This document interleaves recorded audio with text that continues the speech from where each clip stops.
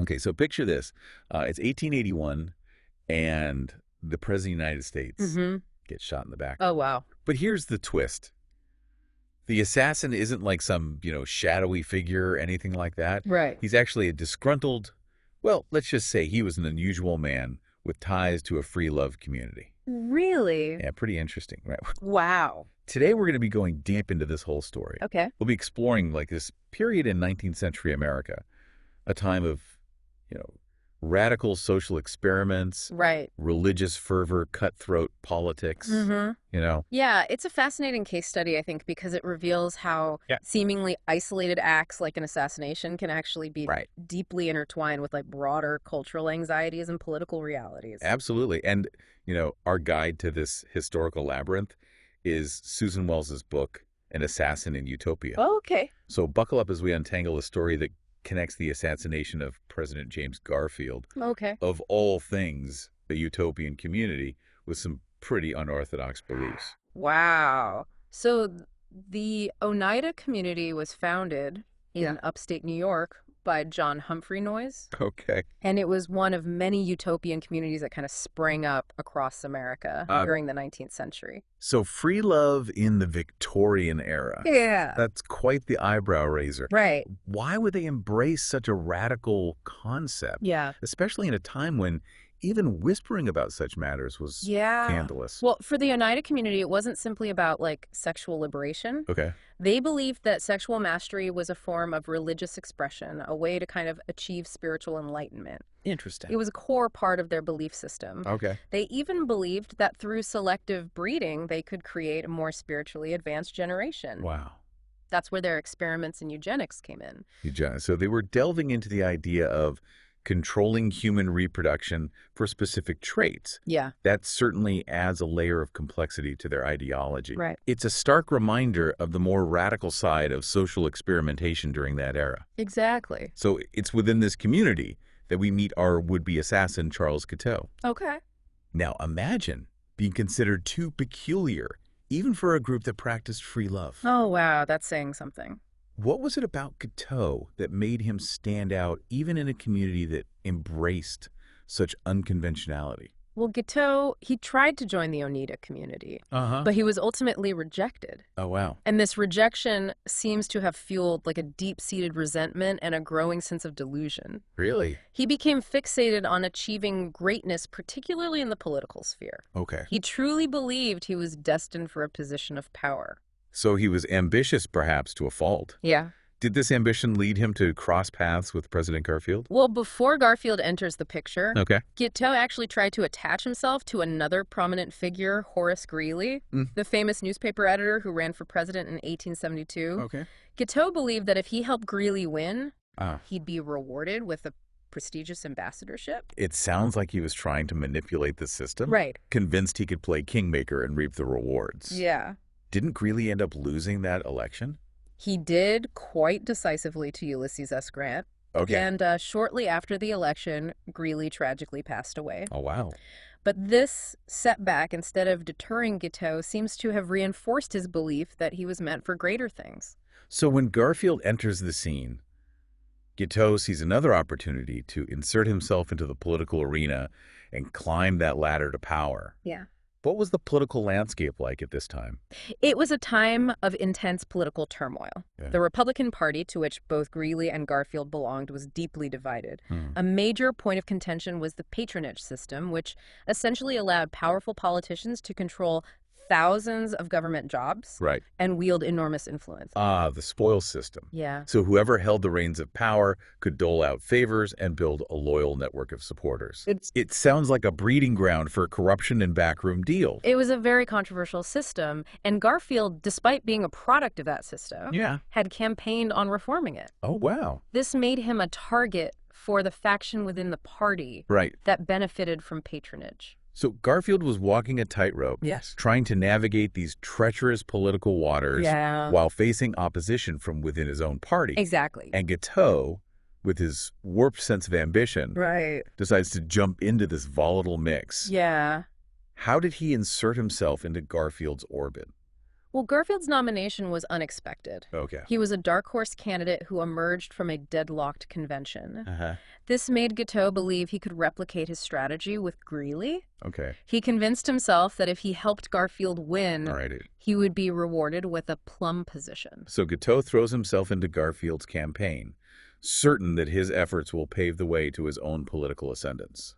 Right, and much like his experience with Greeley, Guiteau's efforts were, largely delusional. Right. He vastly overestimated his contribution to Garfield's campaign. Yeah. But in his mind, he had played a key role, and he fully expected to be compensated for his supposed service. So Garfield wins the election. Right. Does Guiteau get his coveted ambassadorship? Not even close. Oh, wow. Garfield, facing intense pressure from both sides of the patronage debate, had to tread carefully. Yay. He appointed James Blaine, a skilled political operator, as his Secretary of State, Okay. which further alienated the pro-patronage faction. Guiteau, in his mind, saw this as a betrayal. Yeah, I can imagine his frustration. Right. He'd built up this grand vision of himself as like a political power broker, and now it was all crumbling before his eyes. That's exactly what happened. Wow. Guiteau became increasingly erratic, even stalking the White House, demanding a meeting with Garfield or Blaine. Really? He was utterly convinced that he was owed a position, and his demands became more and more insistent. It's fascinating how his obsession with power and his delusional sense of entitlement drove him to such extremes. Yeah. What was Garfield's reaction to all of this? Garfield and his administration tried to ignore Guiteau, dismissing him as a nuisance. Okay. They had no idea how dangerous his obsession would become. And this is where the story takes a dark turn. Yeah. Garfield, after months of battling political storms, decides to take a much-needed vacation. Right. It was supposed to be a time of relaxation and rejuvenation. Yes.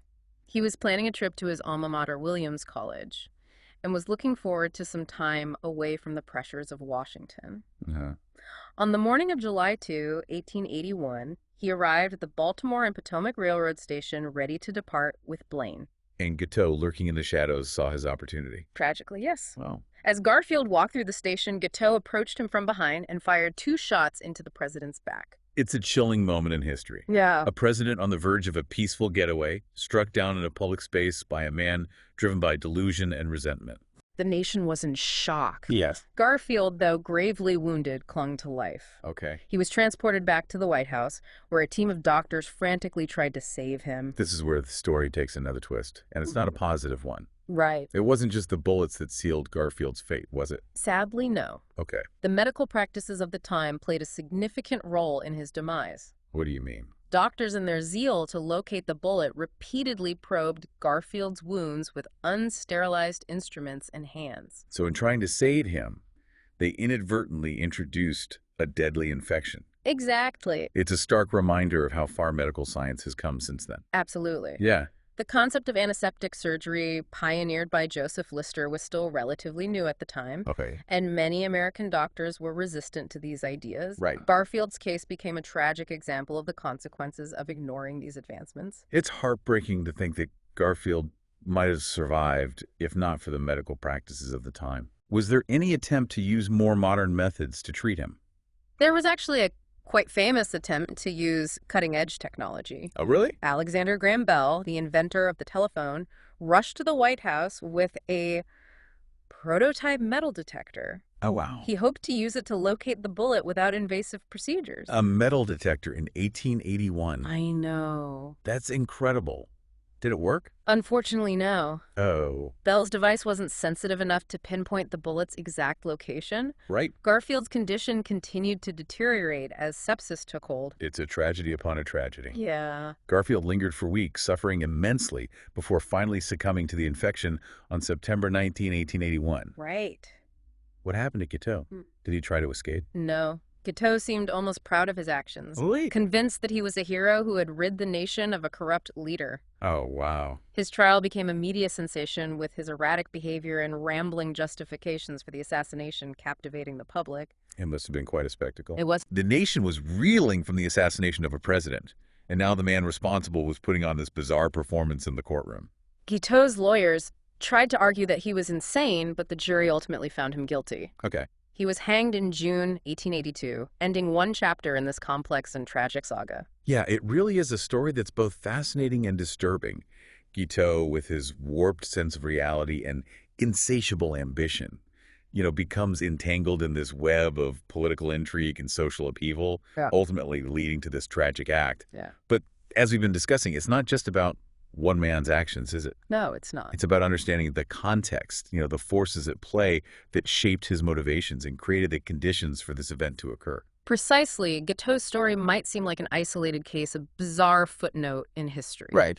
But if we look deeper, we can see how his actions were connected to the anxieties and currents of his time. Mm. The Oneida community, with its radical beliefs about sexuality and social engineering, reflects a broader fascination with utopian ideals and the desire to create a more perfect society. And the cutthroat political landscape fueled by the patronage system Yeah. created an environment where ambition and opportunism could thrive sometimes with devastating consequences. So in a way, Guiteau's story serves as a cautionary tale. Yeah. A reminder that individual psychology can intersect with societal forces in unexpected and dangerous ways. It certainly does. And it prompts us to consider whether there are events in our own time that we might perceive as isolated incidents, but that actually reflect deeper cultural undercurrents or simmering tensions. It's like those historical echoes you mentioned earlier. Exactly. Perhaps there are patterns in history that, if we pay close enough attention, Right. can help us understand the complexities of our present. That's the power of historical inquiry. It's not just about memorizing dates and names. Yeah. It's about connecting the dots, seeing the bigger picture, and using those insights to illuminate the world around us. It's about recognizing that even the most seemingly bizarre or random events Right. often have roots in broader societal trends. So for our listeners out there, the next time you encounter a historical event that seems inexplicable or shocking, I encourage you to dig deeper. Don't just accept the surface narrative. Explore the context, the motivations, the underlying forces that might have contributed to that event. And who knows? You might be surprised by the connections you uncover, the patterns you recognize, and the insights you gain about both the past and the present. Yeah. After all, history is not just a collection of stories. It's a reflection of ourselves, our anxieties, our aspirations, and our enduring struggle to understand the world around us. Well said. And with that thought-provoking note, we wrap up another deep dive.